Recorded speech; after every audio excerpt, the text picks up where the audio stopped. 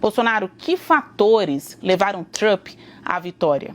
Eu acredito que os principais fatores foram o foco na questão interna norte-americana, né? Ele está vendo o americano comum, né, da classe média, que é a maior parte da fatia aqui do eleitorado americano. Ele está preocupado com a questão da inflação, né, que vem subindo muito, e o americano não é acostumado com essa questão da inflação. Então ele compara, por exemplo, como é que estava a vida durante o governo Trump e como é que está a vida hoje em dia. E nessa comparação, ele tem saudade do passado. Então esse é o primeiro aspecto positivo.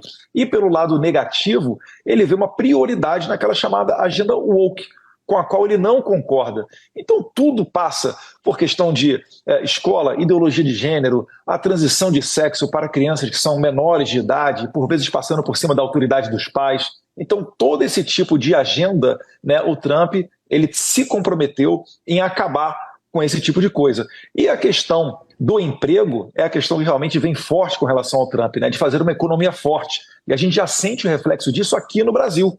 Tanto é que os investidores estão correndo para comprar dólar, o dólar disparou, porque eles acreditam que os Estados Unidos vai voltar a ser uma grande economia, vai virar, né, uma política muito mais pró-mercado, muito mais liberal e menos socialista. O Trump, que no governo passado fez a maior redução, a maior corte de impostos de toda a história dos Estados Unidos, um pouco exemplo daquilo que ocorreu aqui durante o governo Jair Bolsonaro, onde mais de 4 mil itens, né, foram reduzidos os impostos e o governo acabou arrecadando mais. Então esses fatores foram os principais que levaram o Trump a ter essa esmagadora vitória, inclusive no voto popular.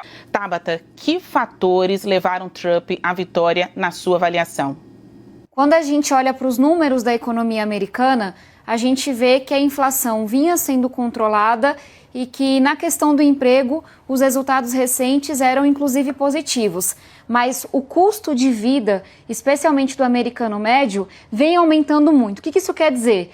Que tá difícil pagar as contas, tá difícil sobreviver, tá difícil respirar. É aquele sufoco para você se manter. E lembrando que é um país que, por exemplo, não conta com um sistema público de saúde como o nosso, ou seja, quando a situação está difícil, se você tem um câncer na família, quantas famílias não se endividam por inúmeras gerações porque não conseguem arcar com esses custos? Ou seja, uma coisa que a gente está vendo no mundo todo, que é uma classe média, que é um eleitor médio, que olha e fala, não estou conseguindo sobreviver, não estou conseguindo respirar. E me parece que essa vitória tão grande que o Trump teve diz menos do Trump e mais do que se chama nos Estados Unidos de establishment.